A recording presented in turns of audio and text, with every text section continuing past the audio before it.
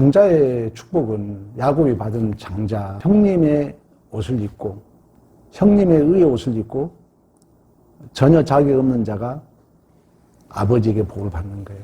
아들이죠. 자녀죠. 그래서 이제 이스라엘이라는 이름이 주어지는 거예요. 야곱에게. 야곱은 받을 자격이 있었어요? 없었어요? 없었잖아요. 장자의 복. 예수의 의의 옷을 입는 거예요. 이게 구원이라는 거죠. 물론 이제 다양하게 설명할 수 있어요. 오늘 본문에 구원 받았다는 것이 무엇이냐.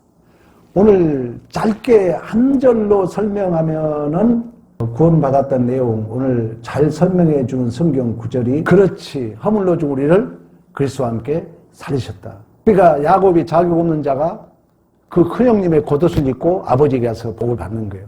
그 약탈자, 속고 속이는 도둑놈이란 그런 이름을 가진 야곱이 구원이라는 거예요. 구원. 그러니까 구원 받았다는 의미는 더 적극적 의미로 말하면은 내가 누구의 자녀로 출생하는 거예요? 하나님 자녀로 출생하는 거예요. 하나님 자녀로. 그러니까 쉬우면서도 우리가 이제 언어로 표현할 줄 알아야 돼요. 그래서 로마서 10장 9절에 보면은 입으로 그렇지. 근데 입으로 시인한다는데 그 앞절이 더 중요해. 입으로 예수가 주 되심을 시인하고 마음으로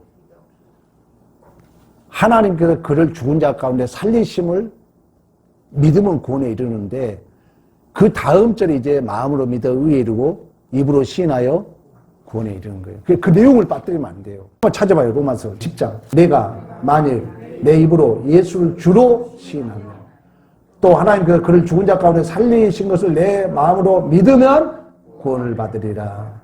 그 다음에 사람이 마음으로 믿어 의에 이르고 입으로 시인하여 구원에 이르니라. 아멘. 마음으로 믿어 의에 이뤘다는 거예요. 이제 구원에 이르려면 그것을 어떻게 하라고? 입으로 시인하라. 철학적으로 이렇게 얘기했어요.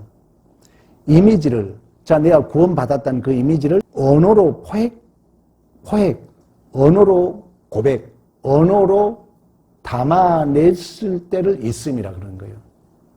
내가 구원받았잖아요. 구원을 받았다면 우리 인간은 언어적 동물이라 했잖아. 사유의 능력, 이성을 줬다는 거예요. 인간이 관계를 유지하면 가장 중요한 게 뭐예요?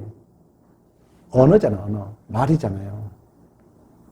그러니까 말로 구원의 내용을 포획했을 때 존재한다 그래요. 철학적 사고입니다. 빌려 쓸 수 있잖아요, 이런 것은. 그리고 성경에도 뭐라고 해요? 너가 구원받았다면 예수가 주 되시고 하나님이 죽은 자 가운데 그를 살리셨는데 그 주님에 대하여, 그 구원에 대하여 마음으로 믿어서 의에 이르지만 구원에 이르려면 그걸 뭐로 시인해야 된다? 입으로 시인해야 된다. 여러분 가슴이 좀 냉랭하신 분 한번 여러분 구원에 대한 고백을 해봐. 경험이니까 여러분들이 강조하는 거예요. 여러분이 당당하게 하나님께서 천지 만물을 창조하셨습니다. 그러나 단 한 가지 서로 알게 하는 실감은 따먹지 말라 했습니다. 따먹었습니다. 그로 인해 죄와 사망이 들어왔습니다. 우리 하나님은 우리의 창조주시고 우리의 아버지이기 때문에 그러한 죄와 사망 저주 가운데 내버려 둔 것이 아니라 새로운 길을, 생명의 길을 열어주셨습니다. 영접하는 자, 곧 그림을 믿는 자에게 하나님의 자녀되는 건설을 주셨습니다. 내가 길이요 진리요 생명이 나로 말하면 양자고 아버지께로 갈 자가 없습니다. 하나님의 세상에 처음 살아난 독생자를 주셨습니다. 그 믿으면 구원에 이를 수 있습니다. 이 복음을 짧게는 1분 30초, 길게는 10분, 20분 얘기할 수 있는 얘기예요. 두리뭉실하게 얘기한 게 아니라 명확하게 상대가 들었을 때 설득력 있게. 유대인들을 전도하려면 우리 금요 기도 공부했잖아요. 그래서 설교를 들으라는 거예요. 우리는 유대인들에게 전도하는 마음으로 해야 돼요. 유대인들 성경 박사야. 그들은 외식주의, 형식주의 말을 들을 정도로 신앙생활을 열심히 한 자들이야.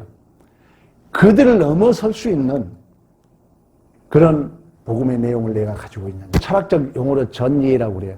알 듯해. 알고는 있어. 말을 못해. 그걸 철학적 용어로 전이해라고 그러는 거예요. 그걸 오늘 로마서적으로 얘기하면 입으로 시인 못하니까 구원이 있는 거예요, 없는 거예요? 로마서적으로 얘기하면 없잖아. 그 사람은 구원이 없다는 거 아니에요. 입으로 시인 못하는데 무슨 구원이 있냐고요. 입으로 시인하라, 입으로. 죄와 사망에서 하나님의 자녀로 장자의 축복을 받은 거예요. 우리는 그 큰형님의 의의 옷을 우리는 덧입은, 그걸 이제 바울은 또 다르게 표현하는 거예요. 이제 내 안에 내가 사는 것이 아니라 예수가 산다. 영접하는 자 곧 그 이름을 믿는 자에게 하나님의 자녀가 되는 권세를 줬다. 내가 하나님의 자녀가 되었다는 거예요. 구원인 줄로 믿습니다. 이 확신을 가지셔야 돼요. 내가 하나님의 자녀면은 아버지를 알면 알수록 성도인 복이잖아요. 그 복을 모르니까 기독교를 섣불리 아는 사람이 빠져들지 말아라. 교회 자주 가지 말아라. 마귀에 잡혀있는 사람들이 그런 얘기 하는 거예요. 악령에 잡혀있는 사람들이 그런 얘기 하는 거예요. 정말 우리가 이 복을 알면은, 여러분 부부간에 서로 더 깊이 하는 게 복이지. 어차피 내가 친구라면 더 가까이 하는 게 복이지. 친구 앞에 딱 경계선 놓고 더 깊이 버리지, 그건. 복을 모르니까 그러는 거예요. 기독교가 많이 오해돼서 그러는 거예요. 알면 알수록. 애플 회장이 여러분, 내가 소크라테스와 밥 함께 먹은 애플 전체를 걸게 했다는 거예요. 내 존재를 정말 내가 안다면. 근데 철학은 영원히 자기 존재를 모른다니까. 왜? 소크라테스가 얘기했을 때 그 제자 플라톤이 그러면 이데아를 설정해놓고 형이상학적인 이데아를 만나면 나를 만난다 했어요. 근데 영원히 인간이 하나님을 절대자를 찾을 수 있는 거예요? 없는 거예요? 없는 거예요. 그래서 철학은 철학에 부인하는 거예요. 그 자리에 지네들이 다 앉아있는 거예요. 지네들이 왕이라고. 그래서 기독교하고 철학은 정반대적 사상이야. 그러나 기독교를 보니까 철학이 해석이 되는 거예요. 그들은 지네들이 최고의 지식이라고 그래요. 근데 나는 신학을 보니까 철학은 개똥 철학이야, 그 자체로서. 왜? 질문을 하지만 답을 못 줘. 진리를 그들은 흔들림이라 그래요. 근데 우리 기독교는 뭐예요? 그 공백이 내가 찢어진 만큼 누가 채워지는 거예요? 하나님이 채워지는 거예요. 그러니까 성경 외에는 그 어떤 거에도 답이 없는 거예요. 성경이 답이야.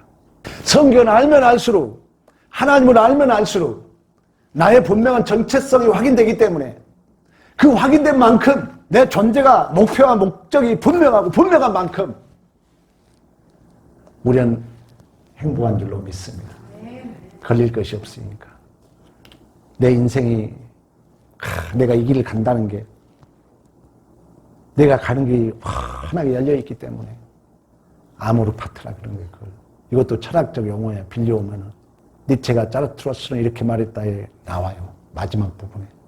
내 존재로 운명이란 말도 기독교적인 게 아니죠. 그러나 그 현실을 받아들여라.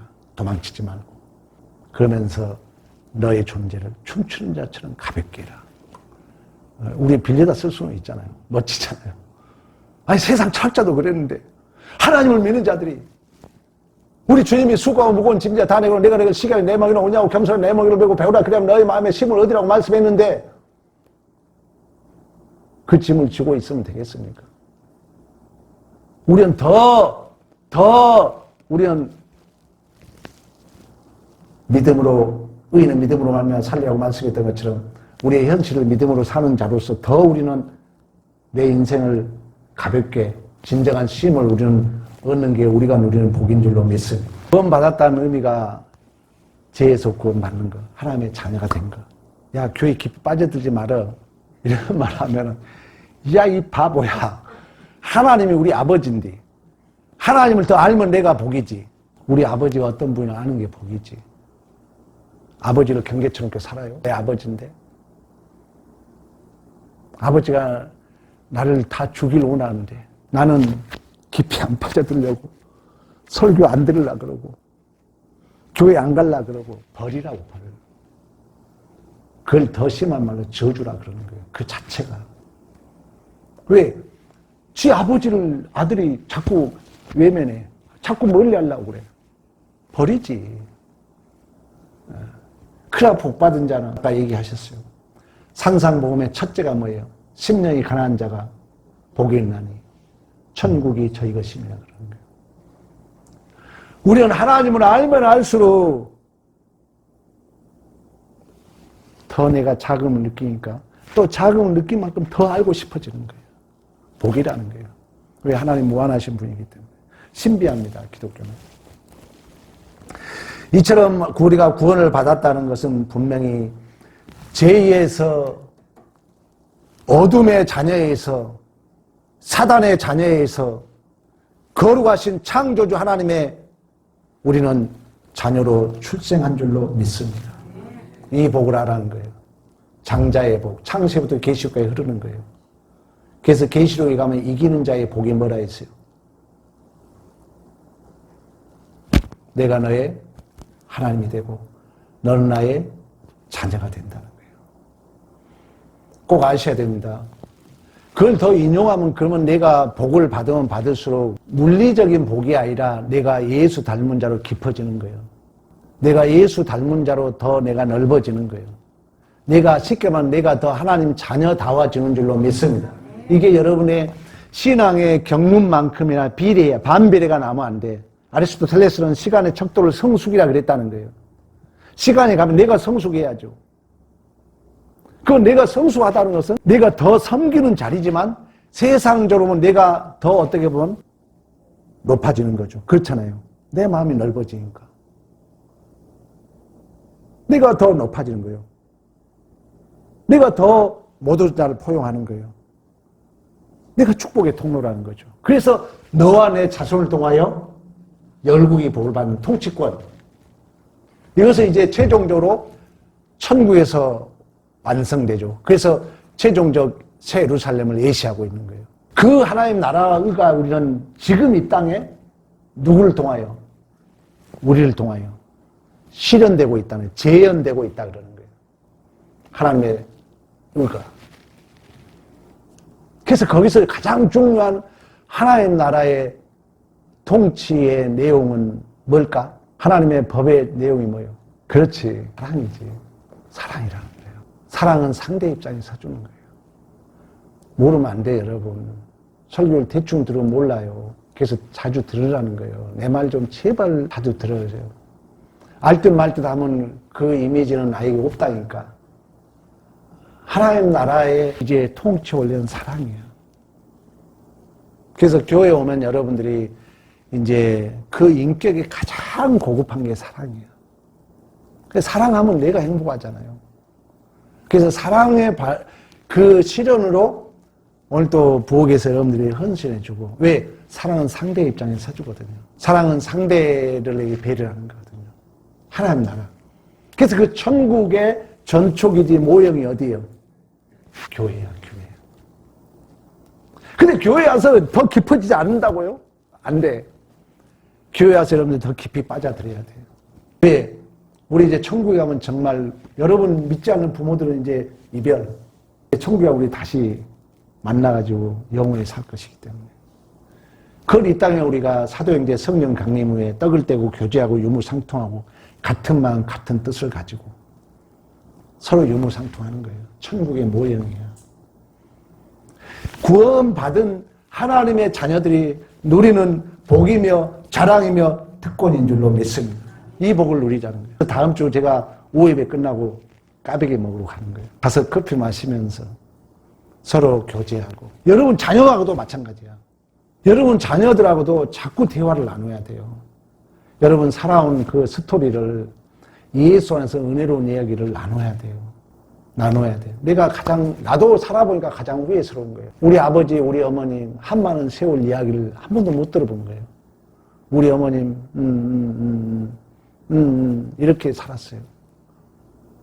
그때 어머니 얘기를 들었어야 되는데. 또 나도 어느덧 지금 60 넘었는데 우리 애들에게 대화가 안 되는 거예요. 제 살 길을 바꾸고. 아쉬워요, 저도. 그러니까 나는 우리 성도들에게는 내가 이야기거리가 얼마나 많습니까? 한 많은 세월. 그런 눈물은 한도 끝도 없어요. 그러면서 여러분이 제자가 되는 거예요. 인격적 관계. 그게 우리가 누리는 복이라는 거죠. 하나님 자녀가 누리는 복이에요. 그뿐만 아니라 구원에 나가서 이제 하나님의 은혜로 예수 그리스도의 십자가의 그 공로로 이제 우리는 너는 죄인이 아니라 의인이라 우리가 선언된 줄로 믿습니다. 이 옷을 입었다는 거예요. 믿음이 나의 정체성을, 내 존재를 증명해 주는 거예요. 내가 하나님의 자녀라. 내가 하나님의 의인이 되었다는 거예요. 내가 하나님의 자녀라는 것이 믿어지면 내가 자녀답게 사는 거죠. 내가 국가대표야, 내가 군인이야, 믿어지면 군인답게 사는 거예요. 그래서 구원은 뭘로 받는 거예요? 믿음으로 받는 거예요. 다 믿음의 문제야. 여러분이 정말 믿으면 하나님 앞에 충성하게 돼 있어요. 왜 못 믿느냐? 왜 하나님 자녀답게 못 사느냐? 미안하지만 또 철학적인 거 좀 빌려올까요? 철학에서 어떻게 얘기하느냐? 진리는 그 자체로서 변명이 필요 없다는 거예요. 그 왜 진리대로 못 사냐?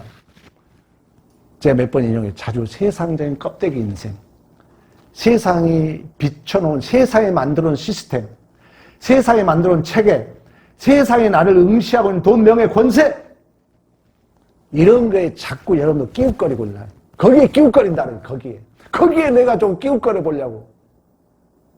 그러면 그럴수록 나는 소외감 느끼고 내 상처는 더 깊어져요. 내가 진리대로 살면 모든 게 해결되는데. 내가 하나님의 말씀을 바로 듣고 내가 하나님의 자녀다움이 내 안에 구체화되면 내가 당당해져. 돈, 명예, 권세 부럽지 않아. 뭐가 부러워요, 솔직히. 좀 우리가 없이 살 수 있어요. 내가 못 배우고 배우는 2차적인 문제야. 내가 분명히 하나님의 자녀란 정체성이 내 안에 딱 규명되면은 부러울 것이 없는 줄로 믿습니다. 믿음이야. 너는 하나님의 자녀야. 너는 의인이야. 의 옷을 오늘 야곱이 입었다 그랬잖아요. 근데 이제 하나님의 은혜로 의인의 옷을 입었는데 어느 날 종을 아들이라고 데려다 놨어. 그 종의 습관이 하루아침에 버려질까 안 버려질까? 안 돼. 그래서 하나님의 은혜로운 수단으로 제 폭로란 그 수로가 등장하는 거예요. 제 폭로. 허용의 섭리라죠. 내가 하나님의 양자의 영을 받아가지고 하나님의 집에 들어왔어. 우리 성도님, 우리 장로님 어제 우리 들었잖아, 다. 그 집에 갔다는 거죠. 부잣집, 기독교 집에. 근데 본인 스스로가 나는 데려온 자는 집이라는 거예요. 나는 이 집 진짜 아들이 아니라는 믿음이 없다 보니까 작은 말에도 마음에 뭐가 될까? 상처가 되는 거예요. 여러분이 하나님의 자녀라는 이 정체성이 희미하면요, 험한 것도 상처가 돼요. 그건 무겁죠, 내 짐이. 믿음이라니까. 나는 하나님의 자녀야. 나는 의인이야. 오늘 얘기했잖아. 넘어지든 쓰러지든 내가 설사 실수를 하든 내가 거짓말을 하든 하나님은 나를 붙들고 있는 거예요. 이 믿음이 또 거짓말을 하게 할까? 안 한다는 거예요. 그래서 믿음의 문제야. 저대로 믿으면 반드시 우리는 성장하게 되는 줄로 믿습니다. 믿음이 없으면은 작은 게도 상처가 돼요. 내가 넘어져 놓고 내가 상처가 돼. 저도 그래 봤어요. 우리 인생이 만만찮아요. 왜 고민이 오겠어요? 오늘 얘기했잖아요. 야곱이 그렇게 장자의 축복을 받았지만 궁극적인 복은 예수의 닮음으로 깊어져야 되기 때문에 물리적인 복이 아니기 때문에 그 세월이 어떤 세월이었다? 왜 말 못하죠? 그랬지. 험악한 세월이었다. 이런 말씀은 여러분 고급하지 않으세요? 인문학, 철학 다 동원할 수 있는 거지. 이걸 성도들에게 얘기할 수 있는 거지. 여러분이 전도자들에게 얘기할 수 있는 거지. 험악한 세월. 그러나 내가 그런 세월이 나를 나되게 만든다는 믿음이 있다면은 그 험악한 세월이 험악하게 안 보이는 거죠. 누가 그걸 고백하고 있어요? 야곱의 아들 누가? 에? 그렇지. 요셉이 그걸 보여주고 있잖아. 요셉이 그걸 보여주고 있잖아. 형제들에게 팔림을 당하고 누명 쓰고 감옥에 갔지만 그는 한 번도 원망하지 않습니다. 보디발 이방의 시위 대장이 요셉을 볼 때마다 야, 하나님이 복을 주고 있구나. 하나님이 그를 형통케 하고 있구나를 보게 된 줄로 믿습니다. 그의 존재라는 거예요. 여러분, 하나님의 자녀로 사는 것이 얼마나 큰 은혜라는 거. 더 순종하시고, 더 깊이 빠져들고. 이제 임계점이 넘어서면요, 성령이 나를 내버려 두지 않아. 다 기억나게, 다 가르쳐 줘. 임계점이 딱 넘어서면 이제 신앙의 달인이 되게 되면은 걱정할 게 없어요. 그 시점에 지금 이루고 있어. 여러분이 좀씩만 더 하나님을 알고 설교를 듣게 되면은 절대 내 존재가 나 혼자 아니라는 거야. 너를 홀로 두지 않겠다고 말씀했던 것처럼 하늘에서 파견된 성령이 여러분 안에 함께 하세요. 여러분 힘들 때마다 위로해 주시고 상담해 주시고 사람을 볼 수 없는 보게 하시고 사람의 귀로 들을 수 없는 듣게 하시고 사람의 마음으로 생각할 수 없는 생각나게 하고 기억나게 하고 가르쳐 주신 줄로 믿습니다.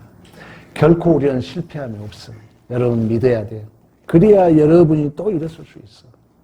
그래야 여러분의 마음의 상처를 이겨낼 수 있어. 그렇지 않으면 이 험난한 세상 속에 자꾸 여러분 자신을 억압하면 병된다니까. 그게 무의식이 저장되면 지체 못해. 나중에 나이 먹어서는. 완전 우울감이 나를 사로잡아버려. 그리고 이제 자신감이 없어지면 밖에 못 가요. 자꾸 소통을 해야 되거든. 문이 이렇게 서서히 닫히잖아요. 어느 순간에 완전히 닫혀버려. 그러면 그때부터 내가 이제 늦기 시작해. 그 시점이 어느 순간에 와버리면 확 닫혀버려. 그러면 이제 제일 무서운 게 걸리면 인간 존재 자체 대우를 못 받아. 제일 무서운 게 같아. 우리 교회 성도들은 아무도 안 걸리고 오래오래 살 줄로 믿습니다. 이러한 믿음의 승리가 있기를 축복합니다.